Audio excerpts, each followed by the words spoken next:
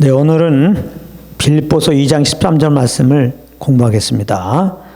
너희 안에서 행하시는 이는 하나님이시니 자기의 기쁘신 뜻을 위하여 너희로 소원을 두고 행하게 하시나니, 이 말씀입니다. 오늘 제목은 어떻게 하나님을 기쁘시게 해드릴 열정을 가지게 될까, 그겁니다. 이거 우리 마음에 궁금한 점이죠. 어떻게 하나님을 기쁘게 해드릴 열정을 가지게 될까? 이 열정, 이 열망, 이 소원함, 이것이 있어야지 그것 따라서 이제 순종함으로 아버지께 예배할 수가 있거든요.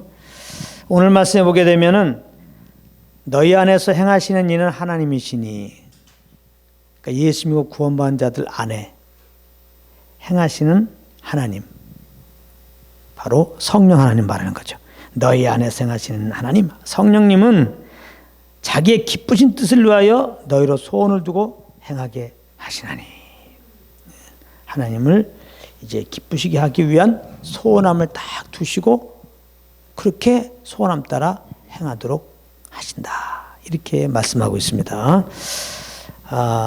우리가 보통 우리가 하나님의 은혜로 예수 믿고 구원받은 다음에 믿은 다음에는 어떻게 살아야 되느냐, 이런 질문하게 되면 막상 답을 잘 못해요. 믿은 다음에 어떻게 사는 것이 올바른 것이냐, 그렇게 말하면 보통 이제 좀 생각하다가 율법을 잘 지키는 겁니다. 예수 믿고 구원받은 다음에 어떻게 사는 것이 합당한 것이냐, 그러면 생각하다가 율법을 잘 지키는 거, 그렇게 말하는데 땡입니다. 땡. 왜냐하면 우리는 예수 믿기 전에 예수 믿은 후나 연약하기 때문에 율법을 지킬 수가 없어요. 예수 믿어도 아직 육신을 입고 있고 이 안에 죄가 있기 때문에 절대 율법을 지킬 수 없습니다. 율법 지키려고 하는 것은 저주 아래 있는 것이다, 그렇게 말씀하고 있어요. 그러면 예수 믿고 구원받은 다음에 어떻게 살아야지? 그러면 이런 생각을 해. 윤리도덕적으로 올바로 사는 거야. 착하게 사는 거야. 이렇게 대답을 합니다. 그러면서 이제 소위 성화교리를 얘기하면서 예수님을 본받는 삶을 살자. 우리가 뭔가 예수 믿기 전과 좀 다른 그런 세상에서 말하는 윤리도덕적으로 올바른 삶을 사는 것이다. 그런 삶을 살아내는 것이 예수 믿고 구원받은 다음에 우리들이 해야 할 일이다, 이렇게 생각하는데 그렇지 않습니다. 이것도 땡입니다. 이것도 땡이에요. 우리가 윤리도덕적으로 착하게 살려고 그러면 누가 착하게 사는 거예요?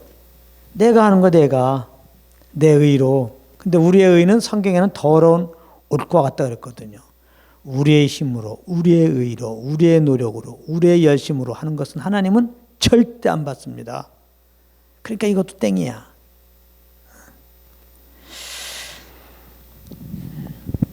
그러면은 예수 믿고 구원받은 다음에 어떻게 살아야 돼 도대체? 갈라디아서 2장 20절이 정답을 말하고 있습니다. 내가 그리스도와 함께 십자가에 못 박혔나니 그런즉 이제 내가 산 것이 아니요 내 안에 그리스도께서 하신 것이다. 이제 내가 육체 가운데 사는 것은 나를 사랑하사 나를 위하여 자기 몸을 버리신 하나님의 아들을 믿는 믿음으로 사는 것이다. 예수 믿고 구원받은 다음에 어떻게 살아야 되느냐? 정답. 하나님의 아들, 예수님을 믿는 믿음으로 사는 거예요. 오직 예수를 믿는 믿음, 오직 예수를 믿는 믿음으로 살아야 돼요. 믿음으로 살지 않는 게 죄야. 하나님은 믿음을 기뻐하세요. 예수 믿고 구원받으면 어떻게 살아야 되냐? 하나님을 기쁘게 해드리는 것이죠. 그래, 그럼 하나님을 기쁘게 해드리는 게 뭐냐 이 말이에요. 하나님의 아들을 믿는 믿음, 오직 예수님을 믿는 믿음으로 사는 거예요. 이 말은 또 다른 말로는 로마서 8장 14절에 보면은 하나님의 영에 인도함받은 자들이 하나님의 아들이다. 하나님의 영에 인도함받아 살아야 돼요. 하나님의 영에 인도함받아야 된다. 예수 믿고 구원받은 다음에 예수 믿기 전처럼 육신의 소욕 따라 살면 안 돼요. 이제 예수 믿고 구원받은 우리들 안에 성령님이 와 계시잖아요. 너희 안에 행하시는 하나님이시니 우리 안에서 말씀하시는 성령님, 이 성령께서 인도하시는 대로 사는 것, 이게 믿음으로 사는 거예요. 그게 예수 믿고 구원받은 우리들이 할 일이란 말이에요. 그러니까 우리가 주님을 위해서 무엇을 한다고 하는 것은 성령의 인도함을 따라서 무엇을 해야지 그것이 예배입니다. 그것을 하나님이 받으시는 거예요. 그런데 성령의 인도함 받지 않고 내가 하나님을 위한다고 무엇을 하면 그것은 종교가 됩니다. 하나님이 받지 않으세요. 그래서 하나님의 아들 믿는 믿음으로 산다는 거, 영의 인도함 따라 산다는 거, 이것은 성령이 주시는 소원함을 따라, 성령이 주시는 그런 열정을 따라, 염원을 따라 산다는 말이거든요. 그래서 오늘 말씀을 세 번역으로 보면 우리가 잘 이해할 수 있도록 번역해 놨어요. 이렇게 돼 있어요. 하나님은 여러분 안에서 활동하셔서 여러분으로 하여금 하나님을 기쁘게 해드릴 것을 염원하게 하시고, 염원이라고 표현했어요. 소원, 염원. 저는 이것을 갖다가 오늘 묵상할 때 열정, 뭐 이런 쪽으로 좀 생각했어요. 실천하게 하시는 분입니다. 우리 안에 이제 성령 하나님이 정말 하나님을 정말 기쁘게 해드릴 그런 소원함, 염원, 열정을 주시고 결국은 그렇게 행하게 하신다는 거예요. 자, 그래서 이제 우리가 예수 믿고 구원받아서 이제는 그냥 믿음으로 살아야 돼요. 영의 인도함 받아야 돼요. 성령의 소원함을 따라야 돼요. 성령의 그 열정, 염원을 따라야 돼요. 그러면 언제 이제 성령이 주시는 소원함이 내 소원함이 될 거냐 이 말이에요. 사실 우리 안에 오신 성령님은 하나님을 기쁘시게 하기 위해 지금 열정과 염원을 주고 계신 거예요. 근데 그 성령께서 주시는 그 소원이 어떻게 내 소원이 되냔 말이에요. 성령께서 주시는 그 염원이 어떻게 내 염원이 되냔 말이에요. 그렇게 돼야 이게 그 염원 따라 행하게 되는 거거든요. 어떤 경우는 그런 염원이 막 있어. 그런 소원함이 있는데 어떤 경우는 아무 소원함도 없어. 그럼 소원함 따라 행해야 예배인데 아무 소원함이 없으니까 아무것도 못 행하겠네. 그렇게 되기 때문에 사실 우리 안에 계신 성령님은 계속 소원함을 주시죠. 근데 그 소원함이 지금 내 소원이 안 되는 거야. 그러니까 이거 뭐 어떻게 살아야지는 어떻게 살아야 할지는 몰라. 물론 성령 인도함 받아야 되는데 그 성령의 소원함을 모르니까. 그러면 어떻게 이 성령께서 주신 이 소원함이 내 소원함이 되냐 이 말이에요. 이런 부분을 오늘 좀 공부해 보자 이 말이에요. 답은 간단합니다. 10에서 12장 2절입니다. 믿음의 주여 또 온전케 하시는 예수 그리스도를 바라보자. 예수 그리스도를 바라보는 것밖에 없어요. 예수며 구원받은 것은 뭐야? 예수를 믿는 믿음으로 사는 거라고 그랬죠. 예수를 믿는 믿음. 예수님의 그 영을 따라 사는 거, 그 인도함 따라 사는 거, 선하께 주신 소원함을 따라 사는 거. 바로 우리가 예수님을 바라볼 때, 예수님을 바라보게 되면은 이 성령의 소원함이 막 내 소원이 됩니다. 성령의 소원함이 자연스럽게 내 소원이 막 되는 거예요. 그러니까 예수를 바라볼 때 오는 소원함, 정말 예수를 한 마음으로 바라볼 때 오는 소원함, 그게 성령의 소원함이죠. 정말 예수님을 바라볼 때 정말 하나님을 기쁘게 해드리고자 하는 그 열정이, 열망이 올라옵니다. 평안 가운데서 올라옵니다. 예수님을 바라볼 때.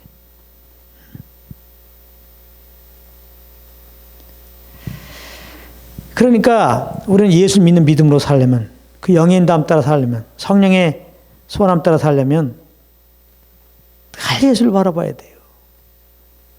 다른 길이 없어요. 다 예수를 바라봐야 돼요. 내 마음의 눈이 예수께 고정돼야 돼. 다 예수님 고정돼야 돼. 우리 죄를 위하여 죽으시고 부활하신 예수, 하늘 보좌에서 우리를 위하여 중보하고 계신 예수, 다시 오실 예수, 그 예수를 다 바라봐야 돼요. 그러면 그때 한가운데 내 속에서 이미 이제 우리에게 주시고 있는 그 성령의 소원함이 내 소원함처럼 내 소원함이 되는 거예요. 내 소원함이 되는 거예요. 예. 그래서 주님을 막 기쁘게 해드리고자 하는 그런 열정이 막 일어납니다. 그래서 주님 바라볼 때 성령을 하면 이 소원함이 내 손이 막 돼가지고 주님을 쫙 바라보다 보면 갑자기 주님을 더 알고자 하는 마음이 생겨요. 막. 예. 주님 바라보면 성령으로 말미암아 말씀을 그래서 막 읽고 말씀을 듣고자 하는 소원함이 일어나요. 아버지 나라를 위하여 막 구하고자 하는 마음이 생겨요. 예, 주의 마음을 가지고 영혼들 향해서 막 중보하고자 하는 마음이 생겨요. 또 어떤 경우는 복음을 증가하고자 하는 마음이 생겨요. 어떤 경우는 정말 이 예수 그리스도의 영광을 위해서 내가 이런 일 하고자 하는 소원함이 생겨요. 예, 그런 열정이 생긴다고요. 이렇게 예수를 바라볼 때 내 속에 오는 그런 열정, 그런 열망, 주님을 기쁘게 하기 위해서 오는 그거, 이게 성령의 소원함이에요. 그러니까 어떻게 하나님을 기쁘게 해드릴 그런 소원함, 그 열정이 일어날까? 그런 걸 어떻게 가질까? 예수를 바라볼 때. 성령의 소원함 받는 게 예수님을 구원받고 난 다음에 우리가 할 일이라고 그랬어요. 이게 복잡하면은 주님 섬기기가 그게 어렵지. 구원받는 게 얼마나 쉬워요. 십자가에 죽으시고 부활하신 예수를 믿는 거지. 물론 하나님이 알게 하시는 전제가 있죠. 하나님이 알게 하시면 그 예수는 구주를 믿으면 돼요. 구원받는 게 어려운 게 아니라 쉬워야 돼요. 구원받은 다음에 주님을 기쁘게 하시는 거, 주님을 섬기는 게 어려우면 안 돼요. 율법 지키는 거 얼마나 어렵습니까? 도덕적으로 윤리적으로 착하게 사는 게 얼마나 힘드냐고. 주일날 빠이지 않고 나오는 거 이거 얼마나 힘드냐고. 맡은 거 충성봉사하는 거 얼마나 힘드냐고. 나 힘도 없고 지금 병에 누워있으면 주일날도 못 나와요. 충성봉사 못한다고. 그럼 주님 못 섬기는 거예요? 정말 난 주일날 예배 참석하기 정말 원했어요. 됐으면 참석하려고 그랬는데 어떤 급한 일이 있어. 진짜 불가항력적인 일이 있어서 예배 못 나왔어. 그럼 주님을 기쁘시게 못하는 겁니까? 주일 성수 못했으니까? 주일 성수하는 게 정말 주님을 기쁘게 해드리는 거라면요. 아니에요. 주님을 기쁘게 해드리는 것은 예수를 믿는 믿음으로 사는 거예요. 영의 인도함 받는 거예요. 성령의 소원함을 따라 사는 거라고요. 얼마나 쉬워요. 그럼 이 소원함이 어떻게 와요? 주 예수를 바라보면은 내 속에 이미 주시는 성령의 그 소원함이 내 소원함이 돼요. 예. 그래서 주님을 기쁘게 하기 위해서 뭘 하고자 하는 마음이 이렇게 소욕이 올라와요. 그게 성령의 소욕이야. 그리고 이 소욕은 반드시 우리를 의지를 탁 쳐갖고 발동시켜갖고 그렇게 행하게 만드세요. 구원도 주님이 구원자로 딱 알게 해서 믿은 것처럼 쉽게. 주님을 섬기는 것도 예수를 바라보게 되면은, 주님이 주신 소원함을 우리가 이렇게 알게 돼가지고, 그게 열정으로 발전돼가지고 그냥 그렇게 의를 들여서 행하게 돼 있어요. 너무 쉬워요. 예수 믿고 구원받은 다음에 예수만 바라보면 돼요. 예수만 바라봐야 돼요. 그래서 예수를 바라보자. 예수님께 우리의 눈을 고정시키자. 그런 뜻이라고 했잖아요. fix. 고정시키자. 예수만 바라보자. 그래서 우리가 여기서 중요한 법칙이 하나 있어요. 우리가 무엇을 바라볼 때 무엇을 하고자 하는 소원함이 와요. 우리는 무엇을 바라봄으로 거기서부터 어떤 소원함을 가지게 돼요. 그리고 이제 그 무엇을 바라봄으로 오는 소원함이 이제 이게 결국은 우리의 의지를 발동시켜서 무엇을 행하게 하는 거예요. 그렇기 때문에 우리가 무엇을 바라보느냐가 굉장히 중요합니다. 무엇을 바라볼 때 소원함이 일어나요. 그 소원함이 의지를 발동시켜서 무엇을 행하게 합니다. 자, 그러니까 우리가 예수를 바라보게 되면은 예수님을 기쁘게 하고자 하는, 하나님을 기쁘게 하고자 하는 소원함이 이렇게 일어납니다. 성령의 소원함이죠. 예수만 바라보면. 근데 세상을 바라보면 육신의 정욕, 안목의 정욕, 이생의 자랑 가운데 거하고자 하는 육신의 소욕이 올라와요. 예수를 바라보지 않고 바라보는 것은 다 지금 내가 세상을 바라보는 거예요. 이거 잘 아셔야 됩니다.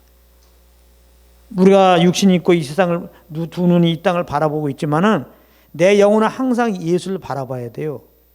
예수를 바라보면서 주님이 주시는 소원함 안에서의 이 세상을 바라봐야지 이 세상에 있을 때 이 세상에 속하지 않게 됩니다.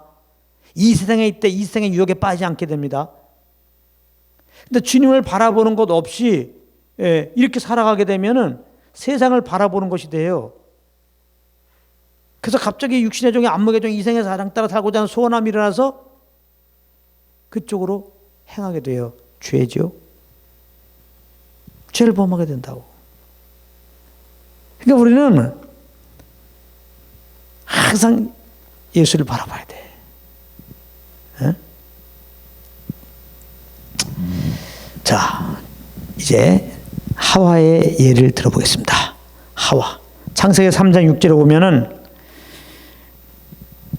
이런 말씀이 있어요. 여자가 그 나무를 본즉 먹음직도 하고 보암직도 하고 지혜롭게 할 만큼 탐스럽기도 한 나무니라. 여자가 그 실과를 따먹고. 여기 보게 되면 이제 하와가 뱀을 통해서 이제 마귀가 하와와 얘기할 때 선악을 알게 한 나무 실과를 따먹지 말라고 주님이 말씀하셨는데 그 말씀을 생각하고 있었다면, 그 말씀을 바라보고 있었다면은 어떤 선함이 올라가겠어요? 절대로 따먹으면 안 돼. 이렇게 되겠죠? 아예 보지도 말자, 그냥. 아예 마귀가 얘기할 때 듣지도 말자. 이렇게 되는 거죠. 그러니까 하나님 말씀을 바라보지 않았단 말이에요. 하나님을 바라보지 않은 거예요. 그러다가 이제 마귀의 공격을 받게 되는 거죠. 그래서 마귀의 그 얘기를 듣고, 야, 이거 따먹어도 하나님 같이 돼. 그래, 이게 뭐지? 그 나무가 뭐야 도대체? 어떻게 생겼건 하면서 이제 하나님께 집중하지 않고, 하나님 말씀에 집중하지 않고, 그 마귀를 따라서 이렇게 이제 선악을 알게 한 남편을 먹은 거죠. 본 거죠. 그 여자가 그 나무를 본지게 먼저 봤어요. 봤더니 막 먹음직도 하고 보암직도 하고 지혜롭게 할 만큼 막 탐스럽게 막 보이면서 막 먹고 싶어. 아우, 이거 먹음직하고, 아이, 먹고 싶어. 보니까 막 먹음직스러워. 먹고 싶어. 소원함이 일어났어요? 다 먹었어. 결국은 죄를 범했다고. 어둠 가운데 거하는 거예요. 하나님을 기쁘시게 한 게 아니죠. 하나님을 이제 마음을 아프게 한 거죠. 그러니까 하와는 하나님의 그 말씀을 기억하고 그 말씀을 묵상했어야죠. 또 롯의 예를 봅니다. 창세기 13장 10절 11절. 이에 롯이 눈을 들어 요단을 바라본즉 소알까지 온 땅에 물이 넉넉하니 여호와께서 소돔과 고모라를 멸하시기 전이었는고로 여호와의 동산 같고 애굽 땅과 같았더라. 그러므로 롯이 온 들을 택하고 동으로 옮기니. 아브라함의 이 조카가 롯인데 아브라함 따라서 이제 이렇게 가나안으로 왔어요. 근데 이제 여러 가지 함께 하다 보니까 재산 문쟁이 일어나고 종들이 막 싸우고 자꾸 다툼이 일어나요. 아브라함의 측근들과 롯의 측근들이 자꾸 이렇게 다툼이 일어나요. 그래서 아브라함이 이제 이렇게 사방을 보면서 너 원하는 데를 택하라 그랬더니 롯이 그래요? 그러면서 이제 보는 장면, 롯이 눈을 들어 요단을 바라본지. 그 롯이 아브라함을 따라왔으면은 정말 하나님의 말씀을 믿고 자기를 인도했던 그 아브라함을 끝까지 쫓아야지. 아유, 뭘 내가 먼저 택합니까? 그냥 아브라함 당신이 택하란 곳에 택하겠어요. 이런 자세가 필요하지. 아무튼 그냥 아브라함이 동산한 뭘 바라보면서 하나 택하라고 그랬더니 홀라다. 딱 요단을 딱 바라봤단 말이에요. 요단. 근데 요단이 어떤 상태냐? 막 땅에 물이 막 넉넉했단 말이에요. 하나님이 아직 멸하기 전이라 막 그냥 동산 같다. 아주 뭐 살기 좋은 것 같이 딱 보이는 거예요. 나 저기서 살아야지 하고 소원함이 일어난단 말이에요. 그래서 결국 이제 소돔과 고모라를 택했단 말이에요. 그랬더니 거기에 죄악이 관영했고 하나님의 심판이 거기에 떨어져서 결국 못 가고 겨우 목숨을 구했잖아. 그 아브라함이 주님을 말씀을 따라서 이렇게 나왔을 때 함께 했으면 끝까지 아브라함을 따라야 돼요. 지금 롯은 하나님을 따른 게 아니란 말이에요. 하나님을 바라본 게 아니란 말이에요. 예. 자, 다윗을 보겠습니다. 사무엘하 11장 2절 4절에 보면은 이런 말씀이죠. 저녁 때에 다윗이 그 침상에서 일어나 왕궁 지붕에서 거닐다가 그곳에서 보니 한 여인이 목욕을 하는데 심히 아름다워 보이는지라 다윗이 사자를 보내어 저를 자기에게로 데려오게 하고 더불어 동침하며 이런 말씀이 있어요. 예. 다윗이 이제 어느 날 침상에서 일어나서 이제 왕궁을 거닐었다는 거죠. 다윗은 나의 영혼이 잠잠히 하나님만 바라며 그것이 하나님 마음에 합한 거 아니겠어요? 다윗이 사울왕에 쫓겨갖고 광야 생활할 때 광야가 요즘같이 뭐 이렇게 우리나라처럼 이렇게 뭐 가는 곳마다 나무가 우거지고 그런 게 아니란 말이에요. 거의 들판이 아무것도 없어. 그냥 모래땅이야 모래땅. 다윗이 그냥 군사 풀어갖고 다윗을 잡으려고 할 때 그 금방 잡혀요. 어디인지 알고. 근데도 그 사울의 샅샅이 다윗을 찾는 죽이려고 말이죠. 그런 가운데서 결국은 다윗이 건져진 건 누구 때문에 그래요? 다윗이 그냥 그 죽음의 우경 때마다 주님을 바라보잖아요. 주님을 바라보라. 나의 구원이 여호와께로서 나왔도다. 주님만 바라본단 말이에요. 자기를 부르신 주님만 바라본단 말이에요. 사무엘을 통해서 왕의 기름을 부었잖아요. 주님만 바라봤다. 근데 다윗이 주님을 바라보지 않고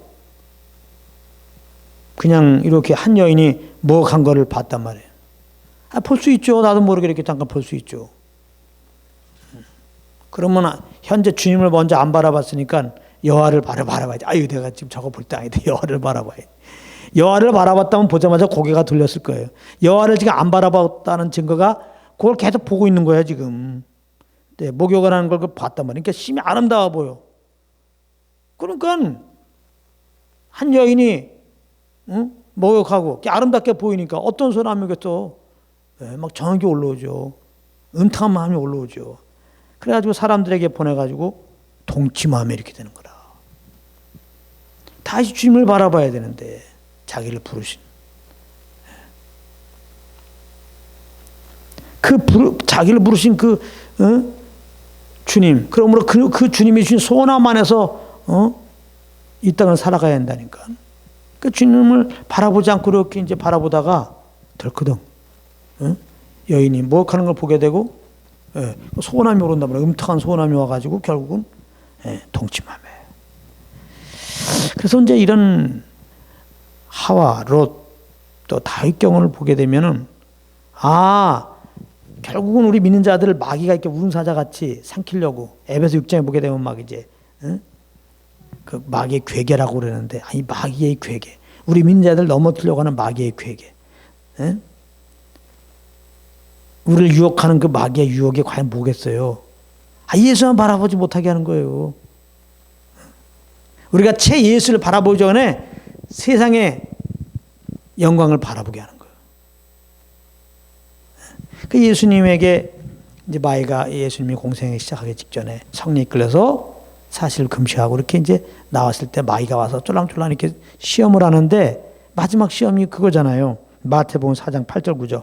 마귀가 또 그를 데리고 지극히 높은 산으로 가서 뭘 보여줘요? 천하만국과 그 영광을 가로되 보여준다 말이에요. 마귀 자꾸 우리 앞에 우리가 예수만 바라봐야 되는데 예수를 바라보기 전에 그냥 자꾸 그냥 이 세상의 화려함을 자꾸 바라본단 말이에요. 이 세상의 영광을 자꾸 바라본단 말이에요. 이렇게. 그러면서 이제 경배하면 이 모든 것 준다는 거예요.